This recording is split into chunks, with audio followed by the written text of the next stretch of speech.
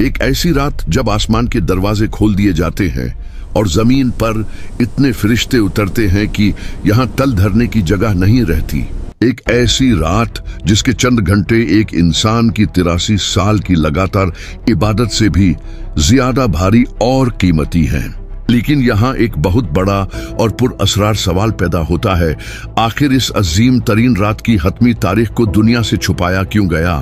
وہ کیا واقعہ تھا جب محمد صلی اللہ علیہ وسلم اپنے صحابہ رضی اللہ عنہ کو اس رات کی مقررہ تاریخ اور دن بتانے کے لیے خوشی خوشی باہر تشریف لائے، لیکن اچانک وہ علم ہمیشہ کے لیے آسمان کی طرف واپس اٹھا لیا گیا؟ آخر کن دو لوگوں کے جھگڑے کی وجہ سے اس رات کی نشاندہی ہمیشہ کے لیے ایک راز بن گئی؟ اور جبرائیل علیہ السلام اس رات زمین پر آ کر کس کی تلاش کرتے ہیں؟ آج ہم قرآن اور خالص صحیح احادیث کی روشنی میں اس پوشیدہ رات کا سفر طے کریں گے۔ ہم جانیں گے کہ جب کروڑوں فرشتے زمین پر آتے ہیں تو کیا ہوتا ہے، اگلے پورے سال کی تقدیر، زندگی اور موت کے فیصلے کس طرح لکھے جاتے ہیں، اور وہ کون سی 100% سچی نشانیاں ہیں جن سے آپ خود اپنی آنکھوں سے اس رات کو پہچان سکتے ہیں۔ آج آپ لیلۃ القدر کے بارے میں وہ سچے حقائق اور تاریخ جاننے والے ہیں جو شاید آپ نے اس سے پہلے کبھی نہیں سنے ہوں گے۔ ایک دن ہمارے پیارے نبی محمد صلی اللہ علیہ وسلم کو پچھلی امتوں، خاص طور پر بنی اسرائیل کے لوگوں کی طویل عمریں دکھائی گئیں۔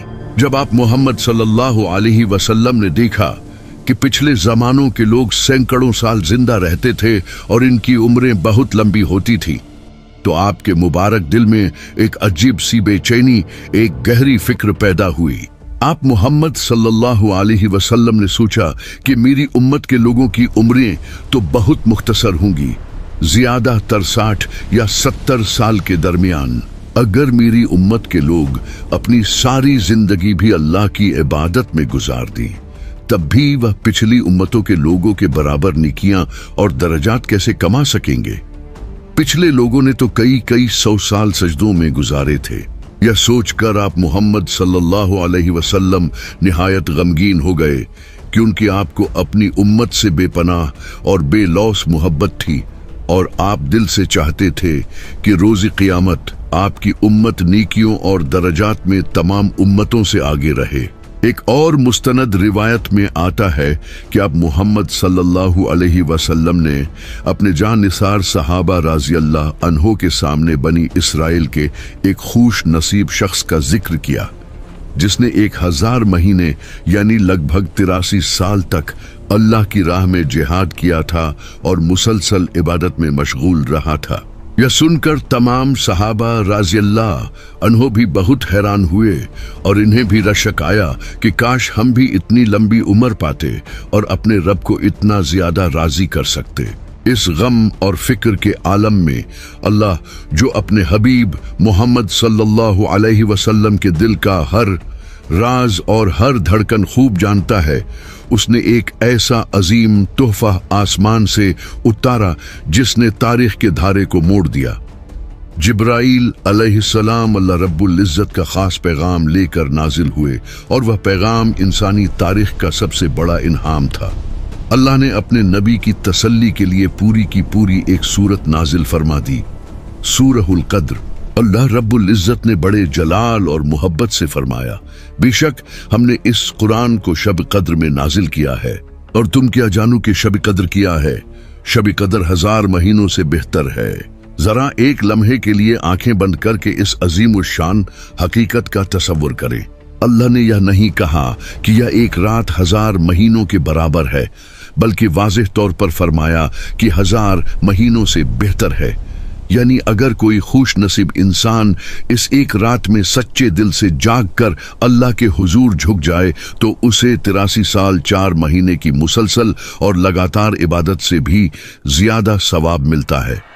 وہ ایک ہی رات میں پچھلی امتوں کے سینکڑوں سال کے عبادت گزاروں سے بہت آگے نکل جاتا ہے۔ یہ اللہ کا وہ خاص کرم اور فضل تھا جو صرف اور صرف محمد صلی اللہ علیہ وسلم کے صدقے اس چھوٹی سی عمر والی امت کو نصیب ہوا۔ لیکن اس رات کی عظمت صرف یہاں ختم نہیں ہوتی۔ यह रात सिर्फ सवाब इकट्ठा करने का वक्त नहीं है, बल्कि यह वह रात है जब पूरी कायनात का सबसे बड़ा और फैसला कुन वक्त शुरू होता है। यह वह रात है जब लौही महफूज से अगले पूरे साल की तकदीर के फैसले, अहकामात और ड्यूटियां फरिश्तों के हवाले की जाती हैं। किस इंसान ने इस साल पैदा होना है, किसकी मौत आनी है, किसे कितना रिस्क मिलना है, कौन बीमार होगा और कौन शिफा पाएगा, यह सब इसी एक पुर असरार और मुकद्दस रात में तय पा जाता है। यह एक ऐसी रात है जिसमें एक लम्हे की गफलत इंसान को सदियों के नुकसान में डाल सकती है।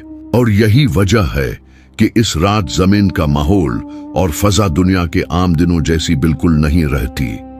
आसमान से एक ऐसा नूर उतरता है, एक ऐसा सुकून और तमानियत छा जाती है जो आम रातों में कभी महसूस नहीं होती।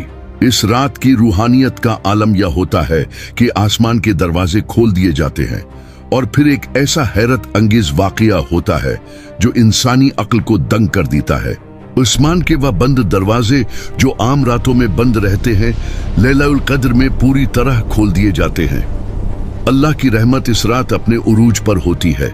सूरहुल कदर में अल्लाह फरमाता है, इस रात में फरिश्ते और रूहुल अमीन अपने रब के हुक्म से हर काम के लिए उतरते हैं। यहाँ रूहुल अमीन से मुराद फरिश्तों के सरदार जिब्राइल अलैहिस्सलाम है। आसमान से नूरानी मखलूक का एक ऐसा सिलाब जमीन की तरह उमड़ आता है जिसका हम इंसान अपनी इन महदूद आंखों से अंदाजा भी नहीं लगा सकते। मुस्तनद अहादीस में आता है कि इस मुकद्दस रात में जमीन पर फरिश्तों की तादाद कनकरियों से भी ज्यादा होती है। इतने फरिश्ते उतरते हैं कि पूरी जमीन पर तल धरने की जगह बाकी नहीं रहती। हर तरफ नूर ही नूर होता है। फरिश्ते हर इस बंदे के पास जाते हैं जो खड़ा या बैठा अल्लाह का जिक्र कर रहा हो, नमाज पढ़ रहा हो, कुरान की तिलावत कर रहा हो या रो रो कर अपने गुनाहों की मुआफी मांग रहा हो। वह इन इबादत गुजारों को सलामती का पैगाम देते हैं और इनकी सच्ची दुआओं पर आमीन कहते हैं।